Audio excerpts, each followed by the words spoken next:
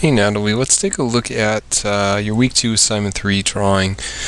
I think what we have in place, what you have down on the page, is looking very good. The color usage is working out well, and I think just helps to further explain the materials and the textures. The technique and the color kind of mixture when it is in place looks good, and I think the drawing itself is well done. The perspective feels solid, proportions and the overlap and the placement of all the objects feels very correct to me. So there's a lot of good stuff happening. You've got some great shading in place, wonderful cast shadows in place that are actually interacting with the objects, some great shading within the sphere and within the rest of the elements. Your technique is great, and I think in the case of the metallic ones, it really helps to kind of benefit the texture. It creates a nice, very reflective, very smooth surface, and the whole thing feels like it's being kind of worked so consistently that it doesn't take away from the drawing in any way, which we do see a lot of, especially as we move into these slightly more complex situations.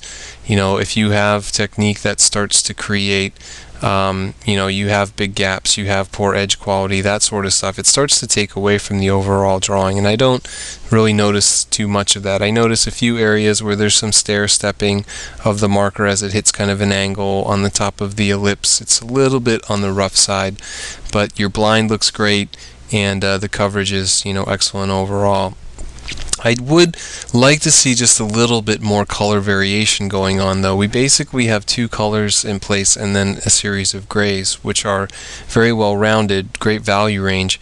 But in terms of the color, I'd almost like to see you push things a little bit further for the next few assignments. You just have this yellow, which we see repeated within the stone, which is good. It gives the stone a little bit more of an organic feeling.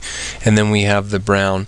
Both the textures with the color feel terrific. The stippling, the yellow, the grays in the stone, it feels very much like a stone sphere. The wood also, the browns and then the darker browns for the grain, very convincing, very effective.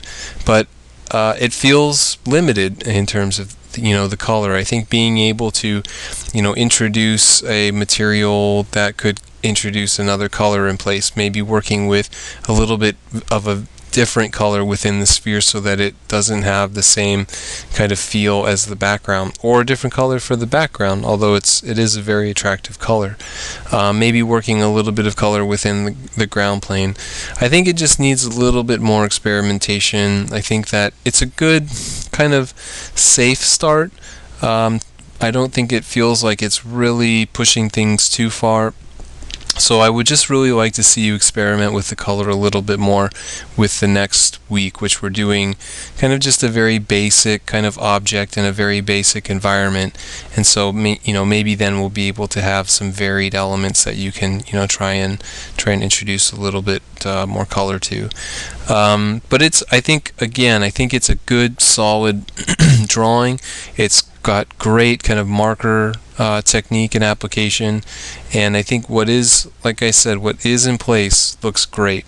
And I think that you'll have next week to kind of mess around with a little bit more color, maybe a little bit more mixed media, and further and refine your textures and that sort of thing. And you're at a good place, I think. Right now as we move into the next week, I think you're at a good place to kind of jump off from and to kind of further things.